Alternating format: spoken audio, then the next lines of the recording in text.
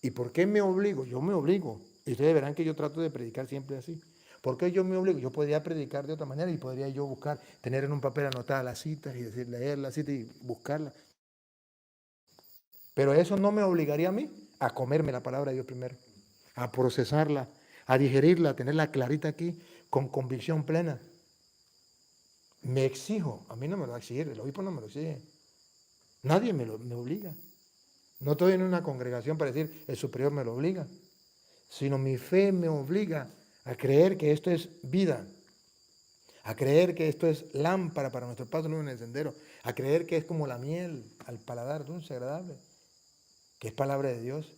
Y como es palabra de Dios, tengo que devorarla, tengo que saborearla, tengo que disfrutarla. Una cosa pide al Señor. Y yo quisiera hoy, queridos hermanos, que mirásemos si en ustedes y en mí también hay esa petición a Dios.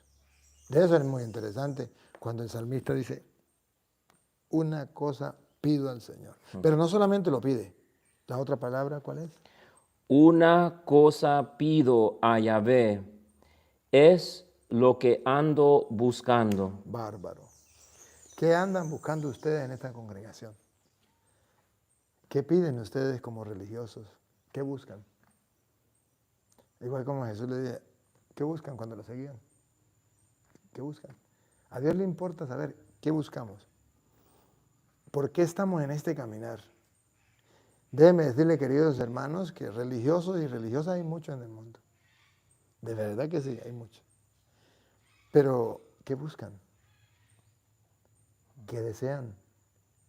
¿Qué piden? ¿Hacia dónde caminan? ¿Cuál es su norte? ¿Cuál es su meta? Ahí es donde está el problema. Y mi intención compartir con ustedes hoy es recordarles lo que el salmista tenía claro, convicción plena. Una cosa pido al Señor, eso es lo que ando buscando. ¿Qué andamos buscando? A ver qué anda buscando el salmista. A ver, y lo comparamos. ¿Qué buscan los religiosos hoy? Morar en la casa de Yahvé todos los días de mi vida. Bárbaro. Lo que busco es vivir en la casa del Señor. La traducción de la hora, la escritura de las horas dice, en el país de la vida. O sea, vivir para siempre con el Señor. Una cosa busco, morar con el Señor en el país de la vida. Vivir con el Señor todos los días de mi vida. ¿Será que eso es lo que andamos buscando? ¿Será eso lo que pedimos? A mí me encanta que son dos cosas. Una, pido y busco. Pido a Dios vivir en su morada por siempre en el país de la vida. Pido vivir con Él. Lo busco. Si somos sinceros, no. Esa no es nuestra petición. O si no, examinemos cuántas veces le he pedido, Señor, yo quiero vivir contigo en el cielo, en el país de la vida. Quiero estar junto con los ángeles y los santos. Lo deseo, lo busco, lo anhelo. ¿Será que eso es lo que busco? Todo gira en torno a eso. Lo que hago gira en torno a eso. Esa es mi meta. Sigue.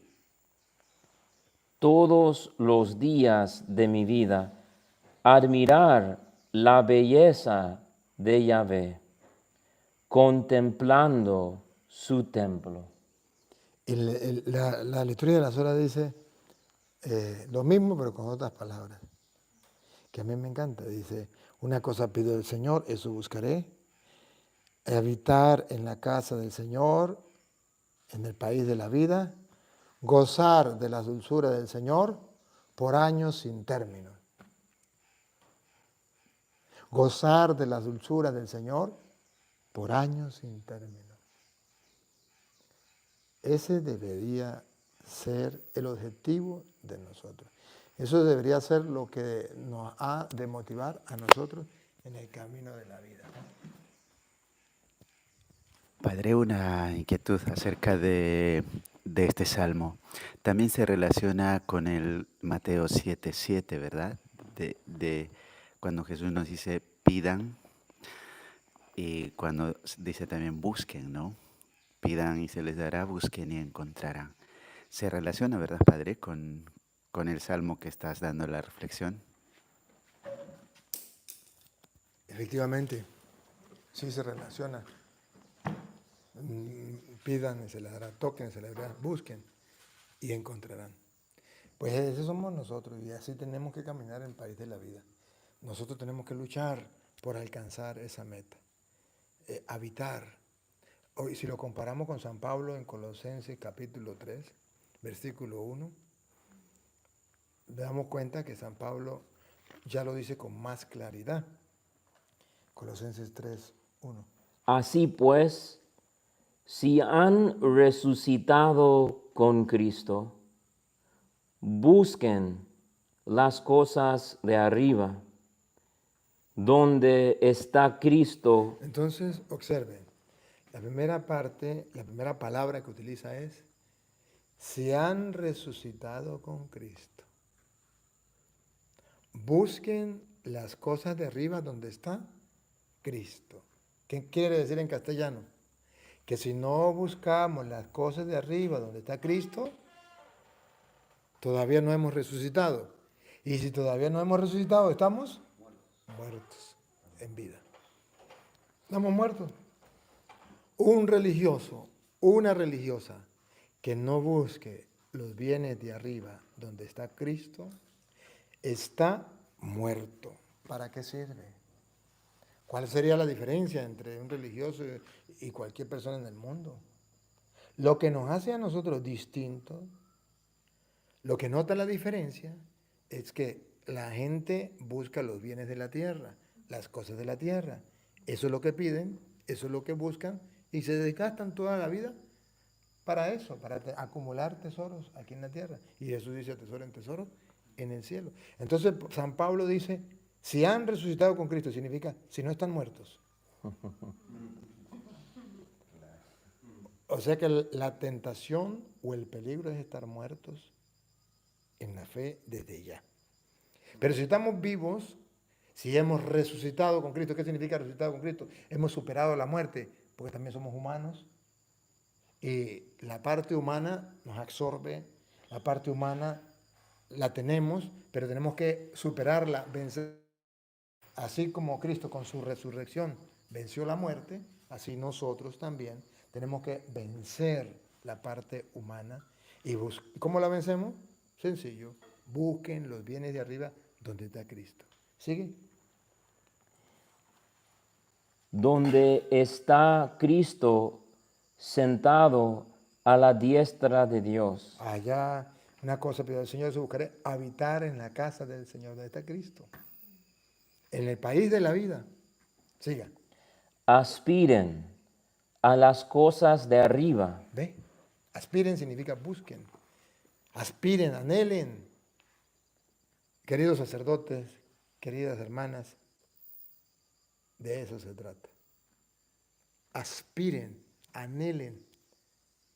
No tenemos tiempo para eso. Y la Santa Madre Iglesia nos pide a nosotros sacerdotes y a ustedes religiosas y religiosos, nos pide momentos de reflexión, momentos de meditación, momentos de alejarnos del mundo para estar reflexionando, ¿qué estoy haciendo con mi vida? ¿Hacia dónde camino? ¿Qué busco? ¿A quién busco? ¿A dónde quiero llegar? Porque si no, nos desviamos del camino y somos como los demás, no hay diferencia. Necesitamos urgente buscar los bienes de arriba, anhelar. Anhelar significa pensar en eso hasta que produzca en mí un deseo interior, un deseo profundo, un deseo espiritual de querer estar en el cielo. Alguien decía, yo no me acuerdo quién es, porque quién decía, pero decía, muero porque no muero. Y tan alta vida espero que muero porque no muero. Y esto significa que esa santa, no una santa, ¿verdad? Santa Teresa de Ávila, gracias. Esa santa tenía que haber reflexionado, meditado muchas veces eso, anhelado, al punto y tan alta vida espero que muero porque no muero. Hemos llegado a eso, de verdad. Ustedes, yo les felicito, están en medio de la selva y en medio del monte y en medio alejados de la civilización y alejados del mundo y del bullicio. Perfecto, perfecto, está bien. ¿Pero para qué? ¿Para que no le fastidien la vida? ¿O para meditar, para reflexionar, para practicar el Evangelio, para ver lo que Jesús nos propone y tener un estilo de vida distinto a los demás? Eso es lo que les vengo a proponer hoy. Hoy les vengo a proponer que ustedes aprovechen este espacio bello, este tiempo hermoso, este regalo de Dios de vivir en comunidad, de estar supuestamente, y así debería ser, ¿no? Y supuestamente porque nadie lo puede comprobar, solamente ustedes y Dios. Si ustedes están aprovechando el tiempo aquí, su estadía aquí, para crecer espiritualmente. Y para crecer espiritualmente es necesario leer lo que dice allá. Bueno, si quiere, termine el pedacito que sigue ahí y ahorita le vamos allá. Aspiren a las cosas de arriba, no a las de la tierra, Eso es lo del mundo. Siga. porque han muerto y su vida está oculta con Cristo en Dios. Mi vida está oculta en Cristo, en Dios. Ya no vivo yo, es Cristo quien vive en mí. Ese es el ejercicio, dejar que Cristo viva en mí. Y San Pedro, en 1 de Pedro 1:22,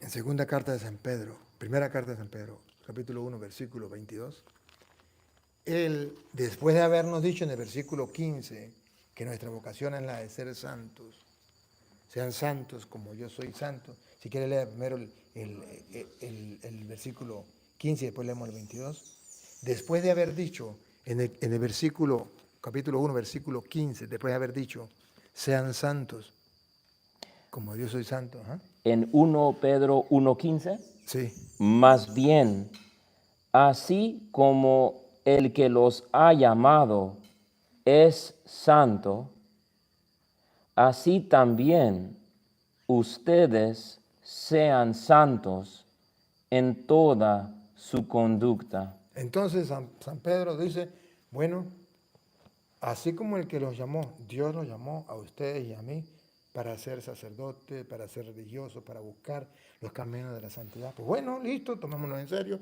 esta es la vocación, Dios nos ha llamado a ser santos. Pero ¿cómo? El salmista dice, una cosa pido al Señor, eso buscaré. ¿Cómo lo busco? ¿Cómo lo busco? Habitar en la casa del Señor, en el país de la vida, gozar de las dulzuras del Señor por años sin término. Pero ¿cómo lo busco? Sean santos, porque vuestro Padre Celestial es santo. Pero ¿cómo puedo ser santo? El mismo San Pedro lo explica en el versículo 22. ¿Cómo es eso de que ustedes y yo, y no solamente los sacerdotes, los laicos, el cristiano, el creyente, cómo podemos nosotros alcanzar esa santidad? Tomando conciencia de cómo es que Dios nos va limpiando, nos va purificando y cómo es que Dios nos va engendrando a una vida nueva. Escuchen. Han purificado sus almas obedeciendo a la verdad para amarse los unos a los otros sinceramente como hermanos. Aquí. Han purificado, ¿otra vez? Sus almas Han purificado sus almas. Usted y yo tenemos que hacer una purificación espiritual. ¿Han purificado sus almas? ¿Cómo? obedeciendo a la verdad. Listo. ¿Cómo se purifica nuestra alma? Obedeciendo a la verdad. O sea que la obediencia es una forma de purificación del alma. ¿Y cuánto nos cuesta obedecer? Primero, obedecer a nuestros superiores y después al Rey de Reyes y Señor de Señores. Pero la manera que dice aquí San Pedro, para nosotros ser santos, una de las maneras importantísimas es la obediencia. Ella nos purifica el alma. ¿Y por qué nos purifica el alma? Listo, porque nos lleva a ser como Cristo. Padre, que no se haga mi voluntad, sino la tuya. En el ejercicio de la obediencia, nosotros aprendemos a dejar mi yo para que viva el tú. O como decía San Juan, que Él crezca y yo disminuya. La obediencia me lleva a eso, a olvidarme de mí, para dejar que Dios viva en mí y nos purifica el alma. Repítelo de nuevo. Han purificado sus almas, obedeciendo a la verdad. A la verdad. Entonces aquí, esa verdad, ¿dónde la encontramos? Porque vamos a obedecer la verdad. Y podríamos decir, ¿y quién tiene la verdad? ¿Y qué es la verdad? Como Pilato. ¿Y qué es la verdad? ¿Y quién tiene la verdad? Siga. Para amarse los unos a los otros sinceramente. Aquí, antes de mostrar dónde está la verdad, cómo es lo de la verdad, nos preguntamos, ¿y cómo debemos, en esa purificación, amando la verdad, en qué consiste esa verdad? Consiste en que ustedes y yo aprendamos el mandamiento mayor, amarnos los unos a los otros, pero le pone algo muy importante, sinceramente. ¿Y qué significa sincera? Sincera era porque había un juego, yo no sé qué juego era, ustedes lo pueden investigar, un juego donde se podía jugar con cera o sin cera. Cuando se jugaba con cera era trampa. Y sin cera no había trampa. Entonces el juego consistía en sin usar trampa, pero los que querían hacer trampa usaban cera para ganar. Entonces decía, vamos a jugar sin cera. Entonces de ahí viene la palabra sincera, sinceramente. Entonces nosotros tenemos que amar sin trampa, con sinceridad, no tener nosotros aquella jugada de yo voy a amar por conveniencia, o yo voy a amar a los hermanos en la comunidad, porque si no me votan. Eso es jugar, amar con cera. Y hay que amar sincera. ¿Por qué lo hago? Amar, ¿por qué lo hago?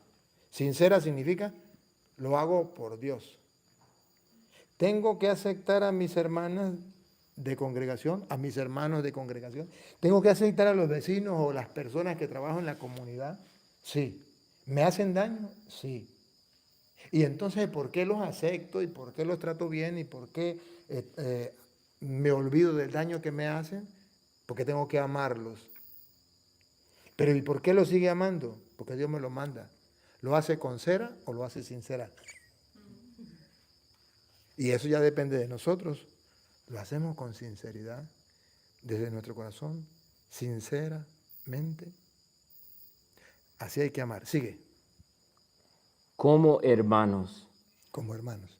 ámense intensamente unos a otros con corazón puro,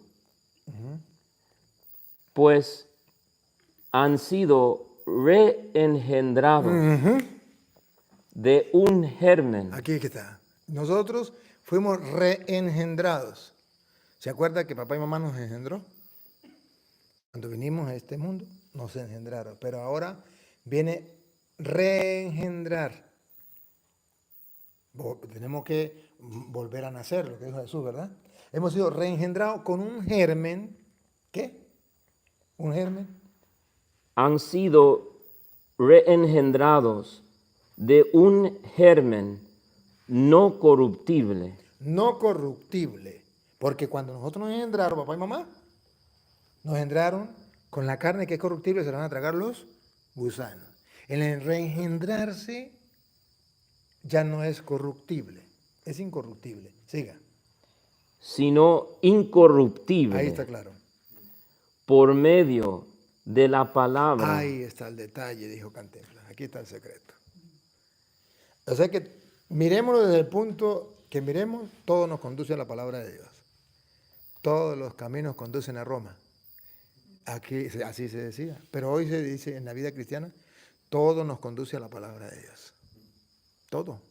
Si nosotros queremos renacer de un germen incorruptible, tenemos que aferrarnos a la palabra de Dios.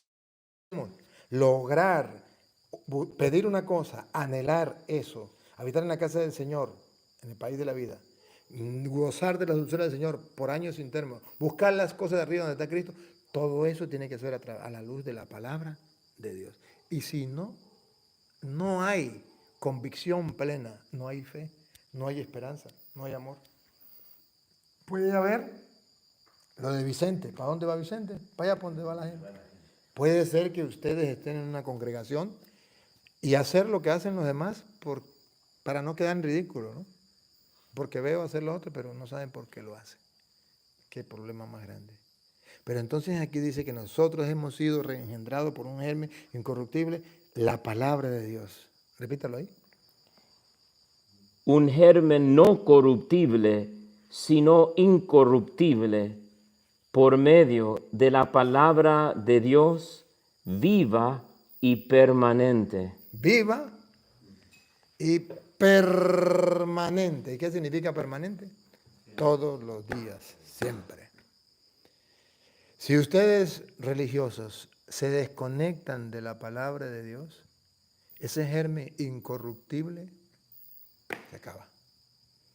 Lo que hace que ustedes y yo tengamos ese germen incorruptible es la palabra de Dios. Lo que hace que busquemos las cosas de arriba es la palabra de Dios. Lo que nos motiva, lo que nos mantiene activos en la esperanza, en la fe, lo que nos mantiene distintos a los demás es la palabra de Dios.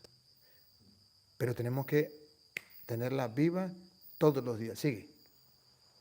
Pues toda carne es como hierba, y todo su esplendor como flor de hierba. Esa es la parte corruptible de la primero que fuimos engendrados por padre y madre. Se como una hierba, se acaba. Se seca la hierba y cae la flor. Eso somos cada uno de nosotros, sin la palabra de Dios. Pero la palabra del Señor Ahí está. Pero la palabra de Dios. permanece eternamente. Entonces, para que ustedes y yo estemos impregnados de eso, algo que es incorruptible y que permanezca para siempre, debemos mantener viva, constante la palabra de Dios. Si no, hermanos, seremos como la flor del campo que se marchita y se seca y muere. ¿Saben lo que significa esa desgracia para un sacerdote? ¿Saben lo que significa esa desgracia para una religiosa? Han perdido todo. ¿Cuánto tiempo tienen de estar en ese grupo, en esa congregación? ¿Cuánto tiempo tienen ustedes de estar allí? Y que al final de su vida pierdan todo, se sequen como la flor del campo, que hoy es, mañana se marchita, por no vivir la palabra de Dios, por no buscar la palabra de Dios, por no creer la palabra de Dios, que es lo que nos permite que nosotros estemos a través de ese germen incorruptible con vida para siempre. Esta es la propuesta, pero no es la propuesta mía, es la propuesta de Dios a través de las Sagradas Escrituras. Que yo la he disfrutado. Sí, la he disfrutado. Que la anhelo, que lo deseo y que trato de hacerlo. Y no es porque me lo hayan enseñado en el seminario, sino porque Dios ha querido que yo lo aprenda en el transcurso de la vida, pero comiéndome la palabra de Dios.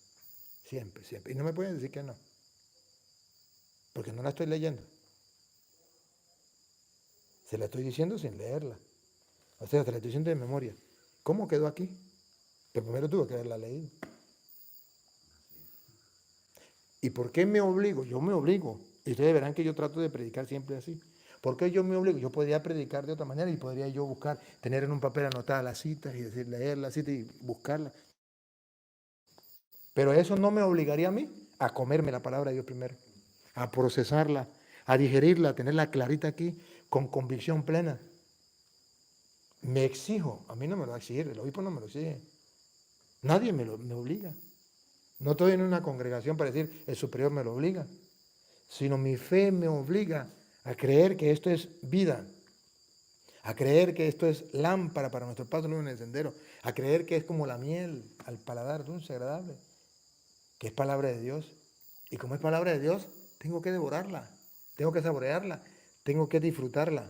Bueno, entonces, si ustedes y yo queremos nacer con una vida incorruptible para la vida eterna, anhelar el reino de los cielos, un día llegar a la vida eterna, pronto, pronto, muy prontico nos vamos a morir. ¿Y qué pasará de nosotros? Listo, pasamos de esta vida a la vida eterna, solamente es un paso, estamos en la